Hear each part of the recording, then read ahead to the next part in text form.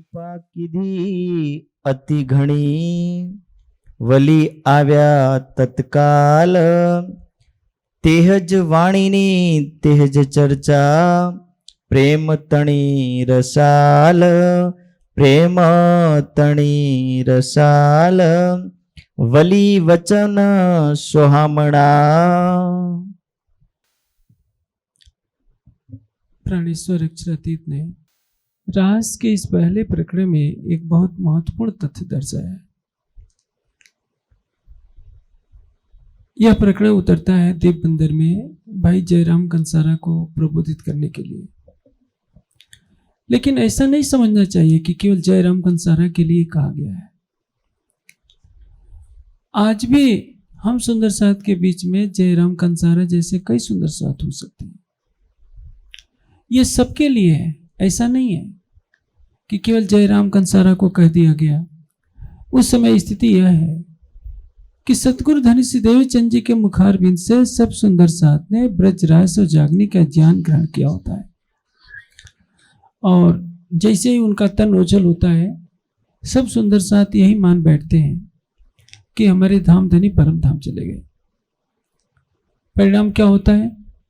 वाणी का प्रकाश अवरुद्ध हो जाता है, जो ज्ञान चर्चा का रस मिल रहा था वो मिलना बंद होता है, और उसमें स्थिति क्या होती है? अमृत ढोली ने विख पी दो। हमारे लिए अमृत क्या है? परम धाम का ज्ञान, परम धाम की चितवनी।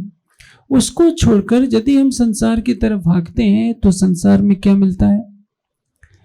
जैसे आप रेगिस्तान में जाएं, जिसको कहते हैं मृग तृष्णा का जल।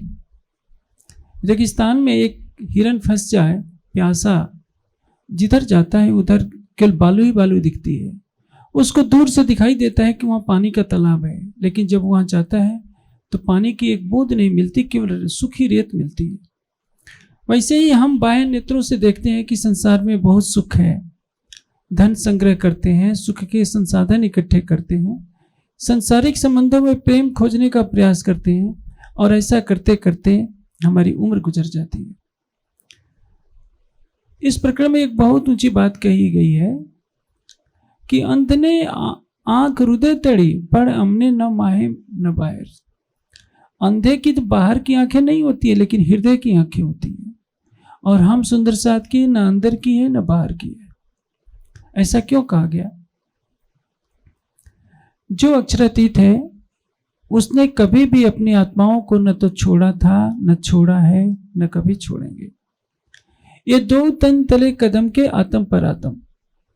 लेकिन ब्रज में भी क्या हुआ? 52 दिन की जुदाई हुई तो सबने क्या सोचा कि राज जी हमसे रूठ गए हैं। रास में भी प्रेम की लीला हो रही है, और जोश खींचा तो सबने ये समझा कि राज जी अदृश्य हो गए हैं। राज जी अदृश्य हो गए थे, लेकिन उन्होंने छोड़ा नहीं था। जागने के ब्रह्मांड में भी हम क्या सोचते हैं कि राज्य तो कहीं दिखते नहीं, हम क्या करें? हम संतोष कर लेते हैं कि ऊपर तले अर्श न कया। परम धाम कहीं ऊपर नीचे नहीं है, ऊपर तले अर्श न कया, अर्श कया मोमिन का लोग। यह शाश्वत सत्य है। जिस तरह से सूर्य से उसकी किरणों को भी पृथक नहीं किया जा सकता, फूल से सुगंध अलग नहीं हो सकती, चंद्रमा से उसकी चांदनी अलग नहीं हो सकती, उसी तरह से राज्य ने न तो ब्रज में हमें छोड़ा था, न रास में छोड़ा था, न जागने के ब्रह्मांड में छोड़ा है। हमको जो विरह का एक रस दिया है, उस विरह के बाद मिलन की घड़ियां बहुत मीठी होती है। यदि 52 दिन का वियोग नहीं मिलता तो मुझे नहीं लगता कि बांसुरी बजाने के बाद सखियां इस तरह से शरीर छोड़ करके मिलती। उस 52 दिन के वियोग ने सखियों के अंदर प्रेम की जो एक अग्नि पैदा की।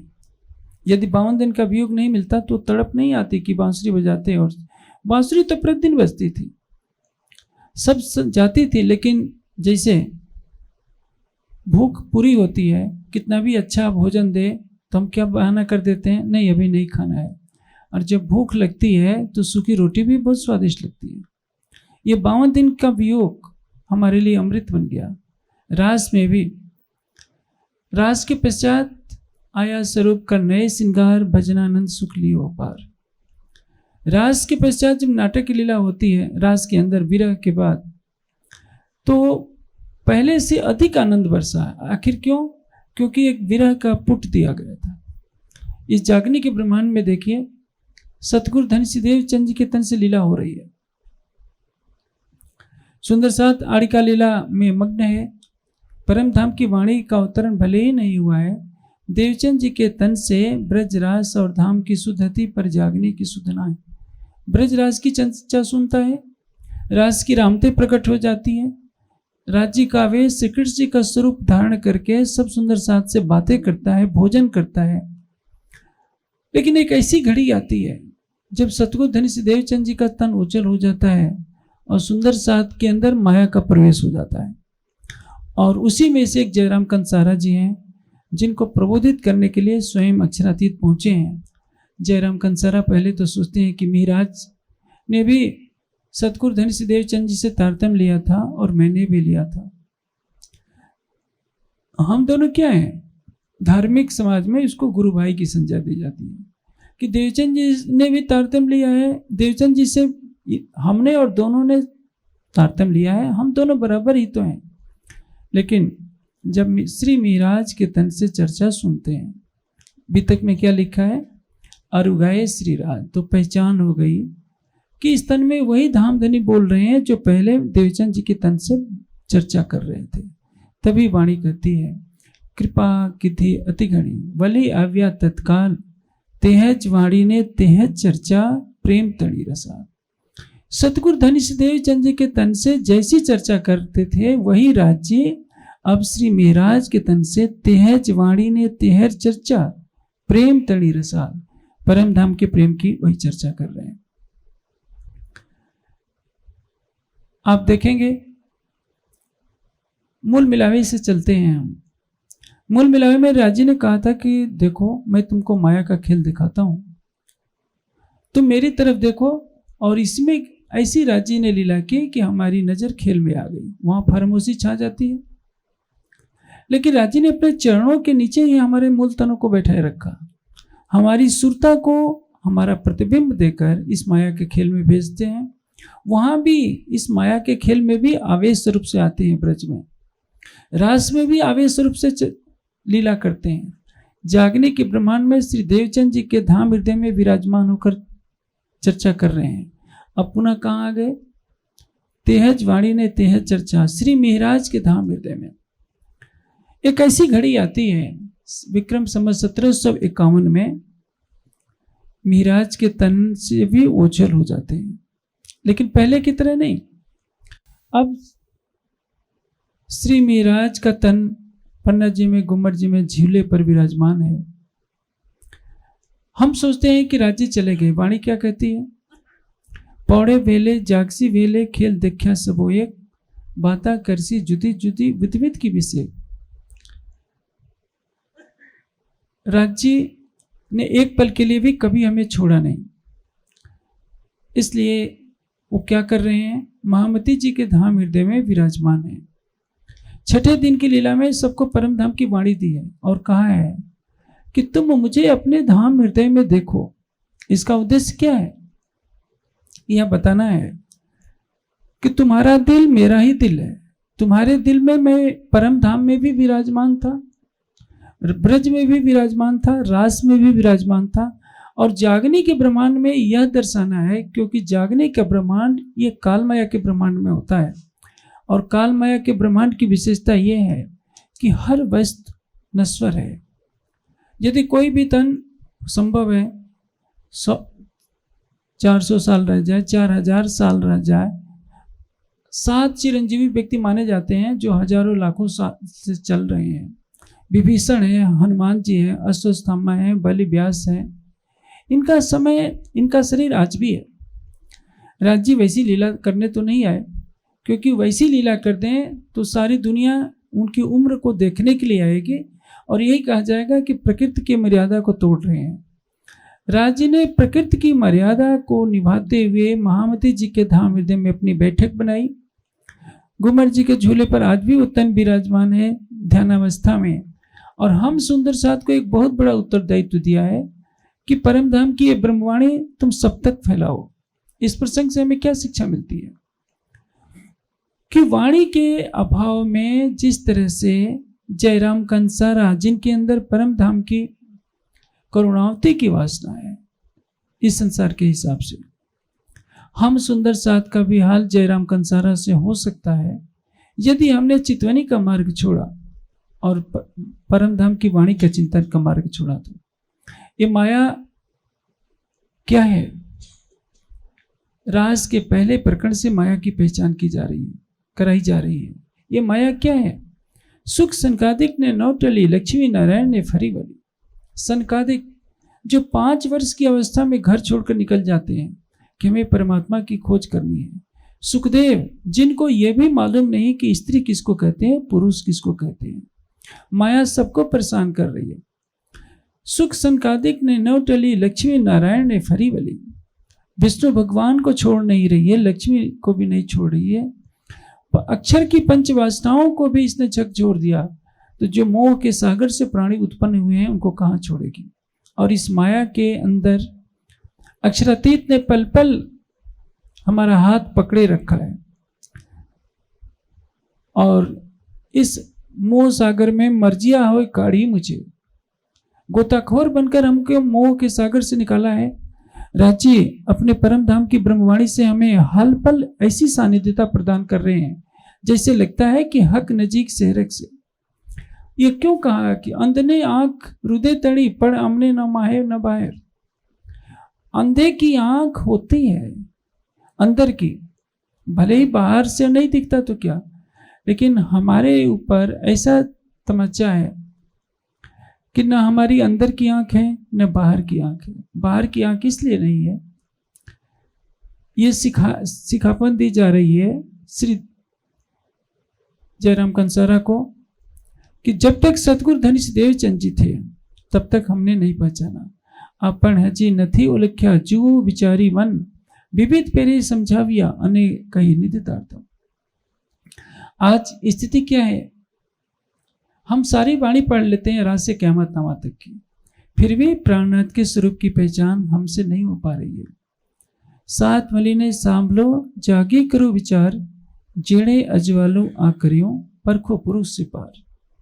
क्या हमने जो अपना प्राणेश्वर है, जो मूल मिलावे में विराजमान है, जो ब्रजराज में श्री कृष्ण के तन में लीला करता है, जो देवचंद जी के तन में लीला करता है, जो महामती जी के धाम हृदय में लीला करता है और छठे दिन की लीला में कहता है कि मैं तुम्हारे लिए सबके हृदय में हूं।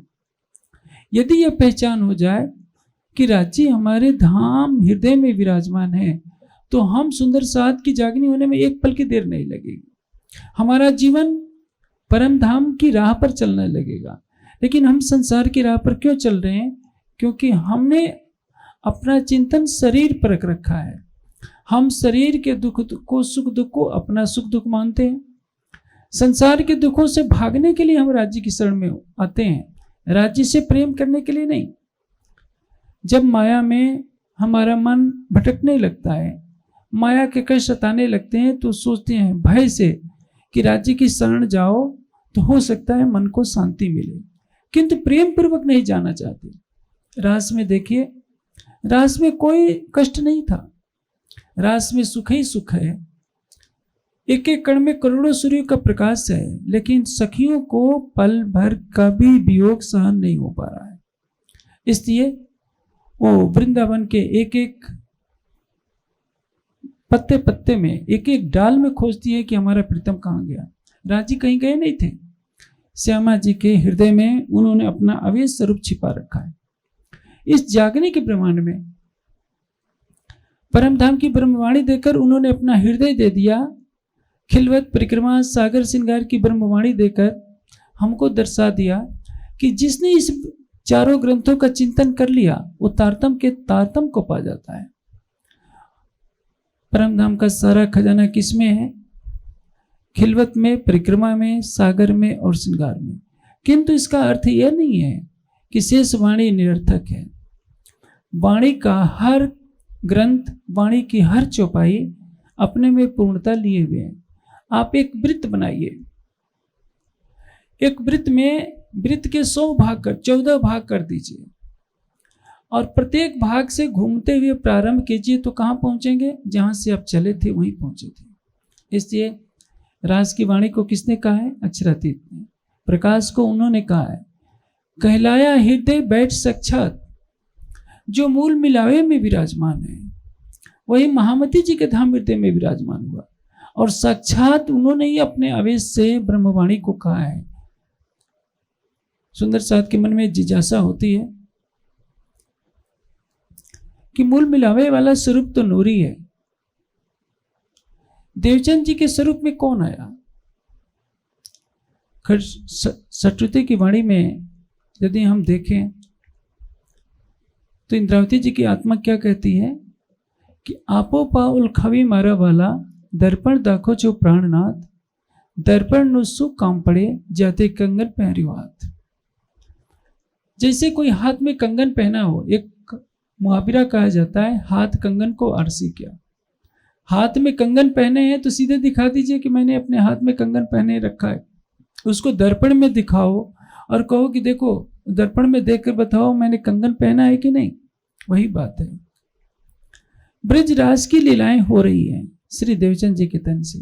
सुंदर सा देख रहा है कि कृष्ण जी प्रकट हो रहे हैं, लीला कर रहे हैं, लेकिन यह पता नहीं कि कृष्ण जी कौन है। लीला करने वाले तो कृष्ण जी है, लेकिन कृष्ण जी के रूप में कौन आया है? तभी इंद्रावती जी प्रश्न करती है, तमे कौन अने तम माहे कौन? आप कौन है और आपके अंदर कौन है? सटुती में एक बहुत महत्वपूर्ण बात कही गई है, आकार दे धर्यो मायामा ताथे कोड़े न उलखाए। आपने माया का तन धारण किया है, मेरे आराध्य मेरे राज्य श्री देवचंद जी का तन अब धारण किया, इसलिए आपको कोई माया में पहचान नहीं पा रहा है। इसी प्रकार श्री महाराज के धाम हृदय में अक्षरातीत बैठते हैं।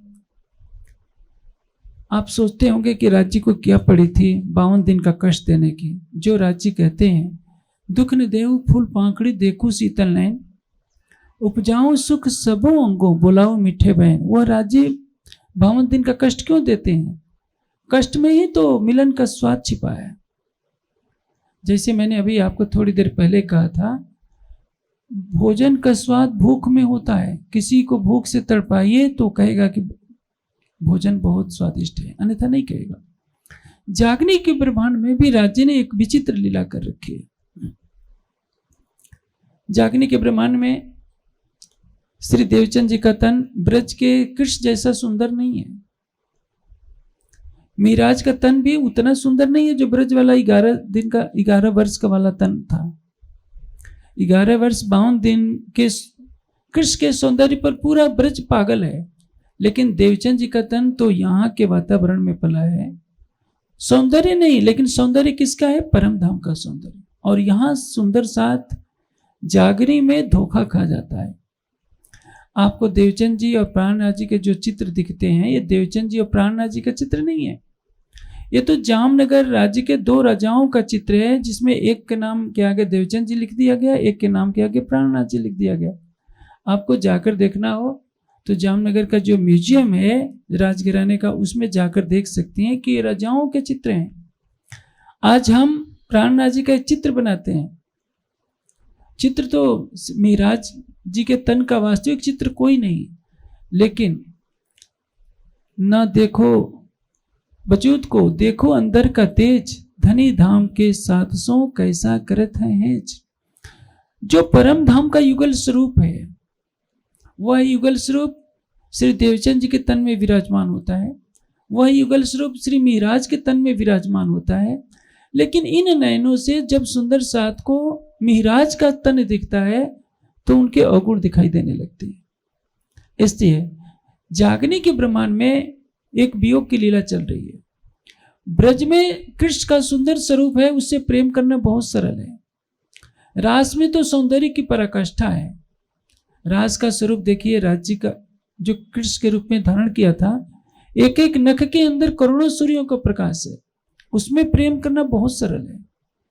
लेकिन जागने के ब्रह्मांड में तो सुंदर साथ आए हुए 1638 से परम धाम की सुरता श्यामा जी के साथ आई है। ब्रजराज जैसा कोई सुंदर स्वरूप नहीं, प्रेम करे तो किससे करे। और हमको कहा जाता है कि नख से सिख तक राज्य की शोभा को धारण करो। तो हमने जो परम धाम में स्वरूप है, उस स्वरूप को हमने अपनी आंखों से तो कभी देखा नहीं, हमारी आत्मा ने देखा है, लेकिन हमारी आत्मा भूल गई है। हमारे जीव ने कभी वो सौंदर्य देखा नहीं। वाणी में लिखा है, मुख मेरे महबूब का रंग अत्युज्जल गुलाल। तो वैसा मुखारविंद हमने कहाँ देखा। देखो नैना नूर जमाल जो रूहों पर संकोल, अरवा होए जो अर्श की सो जिन जाओ किन भूल। हमारी आत्मा पर तो विस्मृति की चादर पड़ी है। हमारी आत्मा भूल चुकी है कि राज्य के नेत्र ऐसे हैं, होठ ऐसे हैं, गाल ऐसे हैं, चरण कमल ऐसे, सब कुछ हमने भुला दिया। अब जैसे ब्रज में 52 दिन का वियोग दिया, रास में थोड़े समय का वियोग दिया, इस जागनी ब्रह्मांड में कई सौ वर्षों का वियोग दे दिया है। 1638 से जोड़ लीजिए 17, इस समय 2078 शायद चल रहा है। 400 साल से ज्यादा का वियोग हुआ। वाणी का प्रकाश भी हमारे पास है। एक बड़ी परीक्षा ली जा रही है और इस बड़ी परीक्षा में हमारी सहायता के लिए केवल ब्रह्मवाणी है, जिसमें नख से सिख तक राज्य और श्यामा जी का श्रृंगार दिया गया है। हमारी परात्म का भी श्रृंगार दिया गया है। और राज्य कह रहे हैं कि परम धाम की आत्माओं, तुम इस शरीर से परे उठो। ब्रज में हमने इसी शरीर को पकड़े रखा था, तो क्या कह दिया, तू कामिन निर्लज कछु न देखे सासुड़ी दे मोहिगार। अब हमारे अंदर ज्ञान का प्रकाश है। चाहे कुछ भी हो, हम राज्य को याद करें चाहे ना करें, ऐसी भाषा तो कोई नहीं बोलेगा। राज्य दिख भी नहीं रहे हैं। अब सुंदर साथ इसी पेशोपस में है कि आखिर हम क्या करें, राज्य को कहाँ देखें, कहाँ खोजें। एक सरल तरीका बताया है और इस प्रकरण में वही बात दर्शा रहे हैं।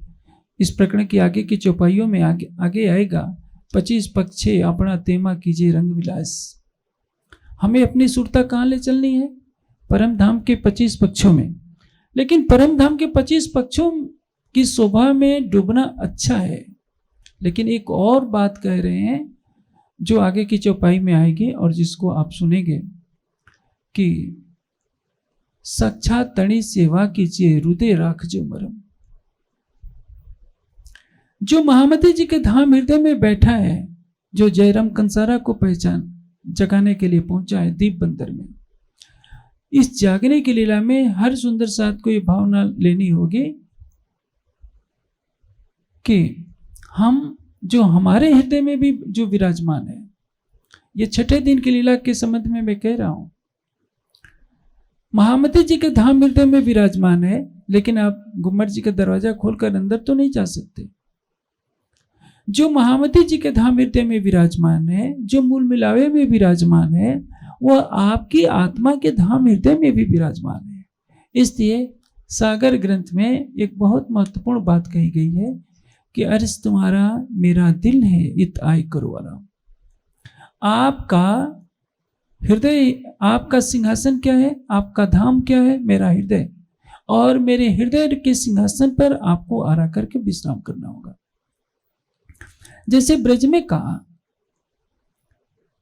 ब्रज की लीला का दृष्टांत दिया था श्री जी ने कि तुमने कैसे ब्रज में अपने प्राणेश्वर को पल भर के लिए नहीं भुलाया था। रास में जाने के लिए तुमने अपना तन छोड़ दिया था। और जयराम कंसारा को प्रबोधित करते हैं श्री जी की, भाई जयराम कंसारा, अंधे के हृदय की तो आंखें होती हैं, लेकिन सतगुरु धनीसी देवचंद जी के देह त्याग के पश्चात सबकी स्थिति ऐसी हो गई कि सबने अपना हृदय कठोर बना लिया और अमृत ढोली ने विख पिदू, और अंत में यही कह दिया कि आज भी हमने धनी को नहीं पहचाना है। छठे दिन की लीला चल रही है।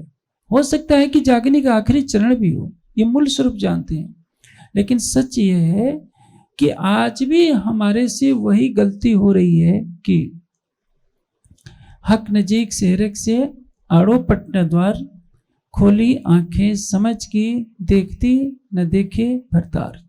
ये हमारे ऊपर भी लागू होता है। पूरी वाणी को एक पंक्ति में लिखने के लिए क्या कहा जाएगा, तो लिखने के लिए कहा जाए तो उसको क्या कहेंगे, हक नजीक से रख से, राज्य प्राण की नली से भी निकट है। यह बात परम धाम में भी नहीं मालूम थी, हम इसको हल्के में लेते हैं। पूरी जागनी लीला का निर्णय किस पर टिका हुआ है, हक नजीक से रख पर से। ब्रज में सखियों को पता था कि हक नजीक से रख से राज्य हमारे प्राण के निकट हैं, ब्रज में भी नहीं पता था, रास में भी नहीं पता था, तब भी वृंदावन में सभी खोज रहे थे। श्री देवचंद जी के तन से होने वाली लीला में भी नहीं पता था, तभी सुंदर साथ ने क्या किया कि जैसे ब्रज की लीला में 52 दिन की जुदाई हुई, सतगुरु धनी से देवचंद जी का तन अंतर्धान होता है, तो सुंदर साथ ने क्या सोचा, गादी में खोजने लगे राज्य को। आज भी तो गादी में राज्य को खोजा जाता है, आज भी हम स्थान विशेष में राज्य को खोजते हैं। वाणी क्या कहती है, अक्षरातीत कहाँ है, हक नजीक शहरक से आड़ो पटना द्वार, हमारे और राज्य के बीच में जरा भी पर्दा नहीं है। खोली आंखें समझ की मैंने तुम्हें तुम्हारी अंतर्दृष्टि को खोल दिया है। ज्ञान दृष्टि से हम जानते हैं, बार बार चौपाई दूर आते हैं, अर्ज तुम्हारा मेरा दिल है ताय करो आराम, बार बार हम इस चौपाई को पढ़ते हैं, हक नजीक से हरक से, लेकिन क्या हमें राज्य दिखाई देते हैं? राज्य हमारे हृदय में है, लेकिन हमारे हृदय में साथ साथ काम है, क्रोध है, लोभ है, मोह है, विकार है। हम सोचते हैं कि हम तो इतने गुनाह करते हैं, राज्य हमारे दिल में कैसे रह सकते हैं? आपके दिल में राज्य नजर इसलिए नहीं आ रहे हैं कि पर्दा तू ही करत है अंतर न आड़े नूर। हमने एक पर्दा बना लिया है, वो पर्दा क्या है, शरीर का पर्दा। हक भी कहे दिल में, पर्दा भी कहे दिल, फरामोशी भी कहे दिल को, आया सहुरे बेवरा निकल। हक भी कहे दिल में, राज्य कहाँ है, हमारे दिल में, हर ब्रह्मात्मा के दिल में राज्य है। हक भी कहे दिल में, पर्दा भी कहे दिल, और दिल के ऊपर पर्दा है। पर्दा किस प्रकार का है, आत्मा के दिल के ऊपर फरामोशी का पर्दा है। जीव फरामोशी से ही बना है, जीव की उत्पत्ति फरामोशी से हुई है, और आत्मा जीव के पर्दे पर जीव की लीला को देख रही है। वो क्या भाव, उसके अंदर क्या हो गया है, आत्मा जीव को देखते देखते जीव भाव को प्राप्त हो गई है। जैसे आपको माया में दुख मिलता है तो क्या सोचते हैं, मुझे दुख मिला, आपका आत्मभाव जागृत नहीं होता। जैसे आपका जन्म जिस परिवार में हुआ है, आप क्या सोचते हैं कि मैं इसी परिवार का हूं, ये मेरी पत्नी है, ये मेरा पुत्र है, ये मेरा पति है, ये मेरे संगे संबंधी है। ये कौन है, ये जीव के संबंधी है। हमारी आत्मा का संबंध कहाँ से है, कर कबीला पार का अंकुर बल सुधीर। हमारी आत्मा परात्मा का प्रतिबिंब है, और परम धाम में जो मूल तन है, हमारा मूल संबंध वहां से है। इसलिए राजी ने क्या कहा है, सन्मंद मूल को मैं तो पाँव पल छोड़ी न जाए। मेरे प्राणेश्वर अक्षरातीत, जो मूल का संबंध है, मैं उससे पल भर के लिए भी अलग नहीं हो सकती, न मैं आपको छोड़ सकती हूँ। लेकिन इस जागने के ब्रह्मांड में हमसे इतनी बड़ी भूल हो रही है, देखते न देखे भरतार। क्या हम अपनी आत्मा के धाम हृदय में अपने प्राणेश्वर को देखने का प्रयास करते हैं?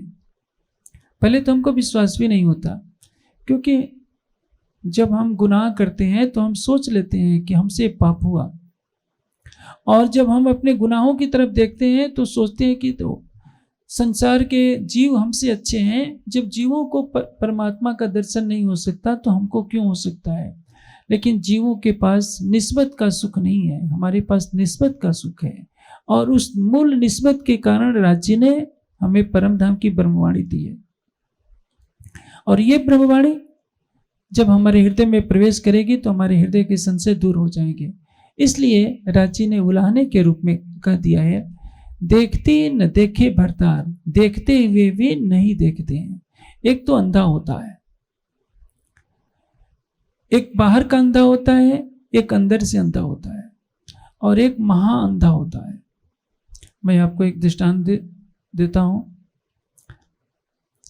ऐसे ही अकबर ने पूछा था बीरबल से कि बीरबल बताओ अंधे कितने होते हैं। बीरबल ने कहा कि बादशाह, अंधे तो 2 तरह के होते हैं, एक तो अंधा, दूसरा महाअंधा। अकबर ने कहा कि देखो बीरबल, तुम्हें प्रमाणित करना पड़ेगा कि दूसरे तरह के महाअंधे होते हैं। बीरबल ने कहा कि हुजूर, मैं कल प्रमाणित कर दूंगा। वो चौराहे पर बैठ गया और एक रस्सी, जो गांव के लोग रस्सी बटा करते हैं, रस्सी बांटने लगा। अकबर उधर से गुजरा, कहा कि बीरबल क्या कर रहे हो। बीरबल ने कहा कि अंधे तुम्हें दिखाई नहीं देता। अकबर को गुस्सा आया, कहा कि मुझे अंधा क्यों कह रहा है। बीरबल ने कहा कि मैं आपके प्रश्न का उत्तर दे रहा हूं, आप देख रहे हो कि मैं रस्सी बट रहा हूं, फिर भी कह रहे हो कि क्या कर रहे हो। वैसे ही हम सुंदर साथ को न जाने वाणी में कितनी चौपाइयों में कहा है, हक नजीक से रख से, हक नजीक से रख से। लेकिन ब्रज में तो चलिए वाणी नहीं थी, हमें बहाना मिलेगा, क्या करें, पूरी नीत का जो सुपन था। रास में भी कह सकते हैं कि वहां भी ज्ञान नहीं था, तो सबने वृंदावन में खोजा। देवचंद जी के तन से भी हम कह सकते हैं, बहाना बना सकते हैं कि उस समय भी पूरी वाणी नहीं थी, तो हम क्या करते।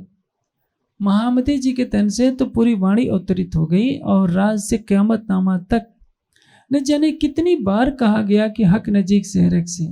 इसलिए जब सागर की वाणी दे दी गई, श्रृंगार की वाणी दे दी गई, तो सिंधी में उपसंहार के रूप में एक चौपाई कही जा रही है कि हक नजीक सेहरक से आड़ो पटना द्वार, खोली आंखें समझ की देखती न देखे भरतार। हम देखते हुए भी अपने प्राणेश्वर को अपने धाम हृदय में नहीं देख पा रहे हैं, उसको रिझा नहीं पा रहे हैं। अभी इस चौपाई में एक चौपाई बहुत महत्वपूर्ण है, मैं समय अभाव में उसका भाव विस्तार से तो नहीं कह पा रहा हूं। पक 25 छे अच्छी भला पण ए छे आपड़े धर्म, साक्षात तड़ी सेवा कीजिए ए हृदय राखजो मरम। यह बात किसके लिए कही गई है। साक्षात तड़ी सेवा कीजिए ए हृदय राखजो मरम। अपने हृदय में इस रहस्य को बैठा लीजिए कि जो महामती जी के धाम हृदय में उतरा है, क्योंकि ये वाणी उतरी है दीप बंदर में, ये प्रारंभ के 4 प्रकरण उतरे हैं दीप बंदर में। सब सुंदर साथ किसको राज्य मान रहा था, सतगुरु धनीश देवचंद जी को। सतगुरु धनीश देवचंद जी के अंदर बैठे हुए स्वरूप की पहचान नहीं है, लीला दिखा रहे हैं, तो क्या कहते हैं कि इनके अंदर कृष्ण जी रहते हैं। आज भी कहा जाता है, आज भी जिन सुंदर साथ को प्राणनाथ जी के स्वरूप की पहचान नहीं होती है, प्राणनाथ जी का एक चित्र बनाते हैं, उस चित्र के अंदर देवचंद जी का चित्र बनाते हैं, और देवचंद जी के अंदर कृष्ण जी का चित्र बना देते हैं। कृष्ण जी के रूप में तो राज्य ही लीला कर रहे हैं, राज्य ही ब्रज में आए हैं, राज्य ही रास में हैं, राज्य ही देवचंद जी के अंदर है, राज्य ही मीराज के अंदर है, और वही राज्य युगल स्वरूप हमारी और आपकी आत्मा के अंदर भी है।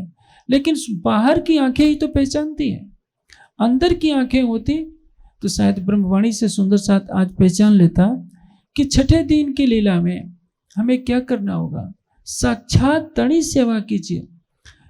5वें दिन की लीला में उन सुंदर साथ का सौभाग्य है जिन्होंने अपना घर द्वार छोड़ा, पत्नी साथ चले न चले सबने छोड़ दिया, बच्चों को छोड़ दिया। कि पत्नी और बच्चों ने कहा कि नहीं, हम भी आपके साथ चलते हैं।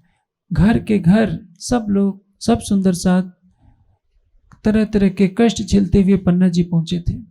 रास्ते में मंदसौर में भिक्षा मानकर 8 महीने गुजारा करना पड़ा, औरंगाबाद में कष्ट झेलना पड़ा, उदयपुर में सबने सिर मुड़वाया, भाइयों और बहनों सबने बैरागी वेश धारण किए, पैदल चलते हैं, धूप शीत वर्षा का कष्ट झेलते हैं। किस लिए? किस मिहराज के धाम हृदय में हमारे प्राणेश्वर अक्षरातीत विराजमान है। आज छठे दिन की लीला में हमको तो वो सौभाग्य नहीं है, तो यह वाणी का कथन तो झूठा हो जाना चाहिए कि साक्षात तणी सेवा कीजिए हृदय राखजो मरम। अब हमें क्या करना है कि इस छठे दिन की लीला में हमें अपने आराध्य को अपने धाम हृदय में खोजना है। यदि हमारा तन स्थिर हो जाता है, हमारा मन स्थिर हो जाता है, राज्य की शोभा को दिल में बसाते बसाते एक ऐसी घड़ी आएगी जब संसार से हमारा मन पूरी तरह से उचट जाएगा। यदि संसार के सारे सुख मिल जाएं तो भी चितवनी के सुख के सामने निरर्थक लगते हैं। तभी तो कहा है, कैकोट राज बैकुंठ के नौ आवे इतके खिन समान। ये चौपाई मैं बार बार कहता हूँ ताकि सुंदर साथ को यह एहसास हो कि बैकुंठ के करोड़ों राज्यों का सुख मिल जाए तो भी चितवनी में एक पल के लिए जो राज्य की शोभा छलक जाएगी, मैंने आपको बताया था। आप सोचिए, वृंदावन में सभी सखियां कृष्ण जी को खोज रही हैं। यदि एक पलक के लिए कहीं कृष्ण जी अपनी झलक दिखा देते तो वो खुशी से पागल हो जाती। और राज्य क्या कह रहे हैं कि रूहो मेरे तुम्हारा आशिक, मैं तुमसे प्रेम करता हूं। तुमको जगाने के लिए मैं मिराज के तन में बैठा, दीप बंदर गया, मस्कत गया, अवासी बंदर गया, उदयपुर गया, हरिद्वार गया, दिल्ली गया, न जाने औरंगाबाद, रामनगर।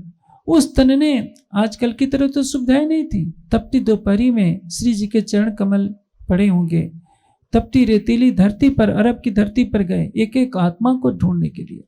परम धाम की ब्रह्मवाणी अवतरित हो रही है। आज तो देखिए, हम टेंट में भी बैठे हैं तो कूलर चल रहे हैं, सारी सुविधाएं हैं। उस जमाने में वृक्षों के नीचे श्री जी आराम करते होंगे, सब सुंदर साथ कैसे कैसे कष्ट झेलते होंगे।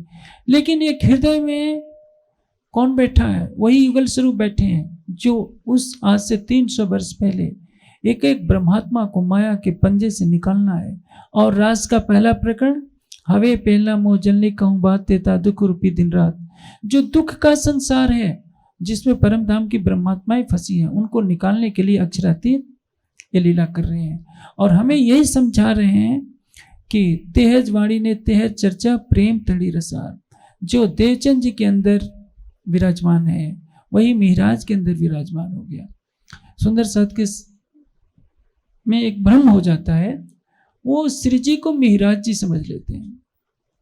प्रकाश गुजराती में एक चौपाई आती है, लई तारतम अजवालू सर वली श्री जी आव्या ए बार। श्री जी किसको कहा गया है? जो देवचंद जी के अंदर राज्य विराजमान है उनको श्री जी कहा गया। श्री जी का अर्थ क्या होता है? जिसकी अनंत शोभा है उसको श्री जी कहते हैं। लई तारतम अजवालू सार, तारतम ज्ञान का उजाला लेकर, वली श्री जी आव्या आवार, श्री जी पुनः आ गए हैं। इसलिए कहते हैं तेहज वाणी ने तेहज चर्चा प्रेम तड़ी रसाल। अब सुंदर साथ जब श्री जी के तन से चर्चा सुन रहा है तो क्या मानता है कि हमारे सतगुरु महाराज अब साक्षात आ गए हैं, श्री मिहिराज के धाम हृदय में आकर के विराजमान हो गए हैं। अब छठे दिन की लीला में हमें ये सोचना होगा कि मूल स्वरूप ने हमको छोड़ा नहीं है, राज्य गए नहीं है। राज्य महामती जी के धाम हृदय में विराजमान होकर जागने लीला का नेतृत्व कर रहे हैं, सबकी आत्मा को जगा रहे हैं। इसलिए क्या कहा है, इन देहरू की सब सुमसी खाक, सिरदार मेहरबान दिल पाक। महामती जी के धाम हृदय में कौन बैठा है? ब्रह्मात्माओं के स्वामी, ब्रह्मात्माओं के प्रीतम, सिरदार, मेहरबान, मेहर का सागर, दिल पाक। और महामती के पवित्र हृदय में ब्रह्मात्माओं के प्रीतम हमारे आराध्य बैठे हैं और वही प्राणेश्वर अक्षरातीत हमारी आत्मा के धाम हृदय में बैठे। यदि हम सुरता को माया से हटाकर मूल मिलावे में केंद्रित करें तब हमें नजर आएगा जो मूल मिलावे में बैठा है वही महामती जी के धाम हृदय में बैठा है और वही हमारी आत्मा के धाम हृदय में भी बैठा है।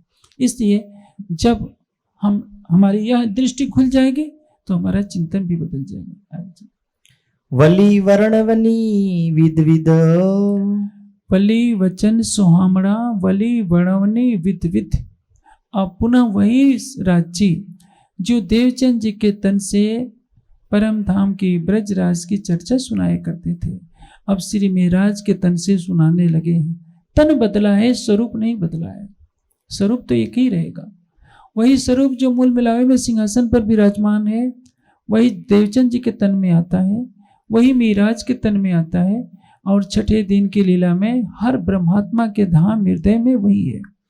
यह अनुभूति परम धाम में नहीं थी। रब्द क्यों हुआ?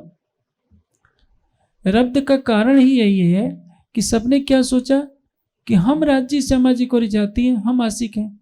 राज्य बताना चाह रहे हैं जैसे एक सोने की जो प्लेट होती है उसे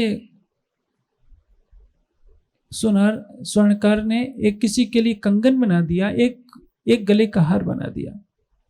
गले का हार कह रहा है कि मैं अलग हूं, हाथ का कड़ा कह रहा है कि मैं अलग हूं। तो जो स्वर्णकार तो जानता है कि मैंने एक ही सोने से बनाया है। राज्य जानते हैं कि मेरा ही दिल श्यामा जी है, मेरा ही दिल सखियां हैं, मेरा ही दिल खूब खुशहालियां हैं, मेरा ही दिल ये परम धाम के 25 पक्ष हैं। सबके रूप में तो मैं ही हूं। ना अर्श जीमी ये दूसरा कोई और धरावे ना, ये लिखा वेद कतेब में कोई ना ही खुदा बिन काऊं। परम धाम में राज्य के अतिरिक्त कोई दूसरा नहीं है। कड़े को मालूम है कि मैं कड़ा हूं, गले के हार को मालूम है कि मैं गले का हार हूं। स्वर्णकार कहता है कि नहीं, न कोई हार है न कड़ा है, केवल है तो सोना। उसी तरह से परम धाम 25 पक्ष केवल राज्य का दिल है। और जागनी ब्रह्मांड में हमको दीनहीन असहाय नहीं बनना है, हमको वैष्णव की भक्ति नहीं लेनी है। हम अपने को केवल चंदन तिलक कंठी माला तक ही रख लेंगे, अपनी आत्मा के अंदर बैठे हुए स्वरूप को नहीं पहचानेंगे तो हमारी आत्मा की जागृति कैसे होगी? हमें यह सोचना होगा कि जो महामती जी के धाम हृदय में बैठा है वो मेरी आत्मा के धाम हृदय में बैठा है। लेकिन हमें राज्य बनने का नाटक नहीं करना है, हमें बस परम धाम की ब्रह्मात्मा ही बनना है। क्योंकि यह शोभा केवल महामती को है, केवल महामती जी को ही राज्य कहलाने की शोभा है, अन्य किसी भी तन को राज्य कहलाने की शोभा नहीं है। हम परम धाम की ब्रह्मात्मा के रूप में अपने कर्तव्यों पर खरे उतरें और जागने के ब्रह्मांड में जागृत होकर ये दर्शाना है कि हमने राज्य आपने शेर भर सूत काटने के लिए कहा है, हम 1.25 शेर सूत काटने का प्रयास करेंगे आपके चरणों की छत्र छाया में। आप कहते हो मैं लिखा है तुमको, एक बार करूं मैं साथ, 10 बार जीजू करूं कर कर तुमको याद। तो आप 10 बार जीजी करते हो तो हम भी कोशिश करें कि कम से कम 20 बार जीजी करें। अहंकार से नहीं होगा। वैसे राज्य के प्रेम की बराबरी तो कोई कर ही नहीं सकता, लेकिन हम कदम तो बढ़ा सकते हैं। जब जागने के ब्रह्मांड में राज्य ने यह पहचान दे दी है कि मैं तुम्हारे प्राण के भी नली से निकट हूं, तुम्हारे हृदय में मैं बसता हूं, तो अपने हृदय में बैठे हुए आराध्य को रिझाने के लिए हमें उस चौपाई को प्रयोग करना पड़ेगा। साक्षात तणी सेवा कीजिए हृदय राखचो मरम। इसके पहले क्या कहा है? 25 पक्ष 6 अति भला। 25 पक्ष बहुत सुंदर है, आनंदमयी है, पर एछो आप तो धर्म। लेकिन हमारा धर्म क्या है, हमारा कर्तव्य क्या है? साक्षात तड़ी सेवा कीजिए हृदय राखजो मरम। जो मिहिर राज के तन में युगल स्वरूप विराजमान है उनको साक्षात धाम का धनी मानकर सेवा करो। तो इस जागने के ब्रह्मांड में आपकी आत्मा के धाम हृदय में भी वही धनी विराजमान है। उनको उनकी सेवा कैसे होगी? आत्मा को आहार दीजिए, अपने स्वरूप को पहचानिए कि मैं हड्डी मांस का केवल शरीर भर नहीं हूँ, मैं परम धाम की ब्रह्मात्मा हूँ, अक्षरातीत की प्राणेश्वर हूँ, उनकी हृदय स्वरूपा हूँ। ये संसार देखने के लिए मैं आई हूँ, संसार में फंसने के लिए नहीं। यदि रास के इस पहले प्रकरण की इस चौपाई को हम हृदय में बसा लें तो शायद हमारे जीवन की दिशा और दशा दोनों ही बदल जाए। मैंने आपको पहले ही कहा था, जैसे किसी वृत्त के कोने पर आप खड़े हो जाएं, परिधि पर 100 भाग करते हैं, 14 भाग कर दीजिए, हर ग्रंथ में आएंगे तो रास में ही श्रृंगार दिखेगा, रास में ही खिलवत दिखेगी, रास में ही परिक्रमा दिखेगी। कीर्तन में हर ग्रंथ में एक दूसरा ग्रंथ समाया हुआ है। जैसे परम धाम में 8 सागर हैं, हर सागर में दूसरा सागर जरूर समाया हुआ होता है। हमारी बुद्धि में समझ में आने के लिए केवल कहा जाता है कि इल्म के सागर में इश्क का सागर है, इश्क के सागर में इल्म का सागर है। सच्चाई यह है कि सभी सागर तो राज्य के हृदय से प्रकट हुए हैं, पूरी वाणी राज्य के हृदय से प्रकट हुई है। इसलिए जब हमारी अंतर्दृष्टि खुल जाएगी तो हर वाणी का रस न्यारा ही न्यारा होता है। और सब न्यारे न्यारे फूल, जैसे एक फुलवारी में कई फूल होते हैं, लेकिन फूल तो सभी एक ही फुलवारी के होते हैं, रंग अलग अलग होते हैं, लेकिन सुगंध एक जैसी होती है। ये जरूर है, गेंदे के फूल का रंग रूप कुछ और होता है, चमेली के फूल का रूप रंग कुछ और होता है, गुलाब के फूल का रंग कुछ और होता है। उसी तरह से अलग अलग परिस्थितियों में अलग अलग वाणी अवतरित होती गई। और हम जब एक एक चौपाई में डुबकी लगाते हैं तो ये लगेगा कि इसको कहने वाला मेरा प्राणेश्वर है, मेरा प्राण प्रीतम है, जो मेरी आत्मा के धाम हृदय में बसा है। इसलिए छठे दिन की लीला में सुंदर साथ को अपनी आत्मिक दृष्टि खोलने की आवश्यकता है, जिसके द्वारा हम जान सकें कि हमारा निज स्वरूप क्या है और हमारा प्रीतम हमारे प्राणों की नली से भी निकट अधिक रहता है। जिस क्षण विश्वास हमारा ये पूर्ण हो जाएगा, उस क्षण राज्य हमसे दूर नहीं होगी। तभी यह बात सार्थक होगी कि पर्दा तू ही करत है, अंतर न आड़े नूर। हमने अपने और राज्य के बीच में पर्दा बना रखा है। वास्तव में कोई पर्दा न था, न है और न होना चाहिए था, लेकिन अभी भी सुंदर साथ इस पर्दे को हटा नहीं पा रहे हैं कि हर सुंदर साथ अपनी आत्मा के धाम हृदय में देखे। और जिस दिन ऐसा होगा उस दिन जागने का मुद्दा पूरा हो जाएगा। इतनी सी बात बताने के लिए ब्रज और रास का खेल बनाया गया। जागने के ब्रह्मांड में भी 400 वर्षों से ज़्यादा हो गए, लेकिन सुंदर साथ को न विश्वास है न आत्मविश्वास।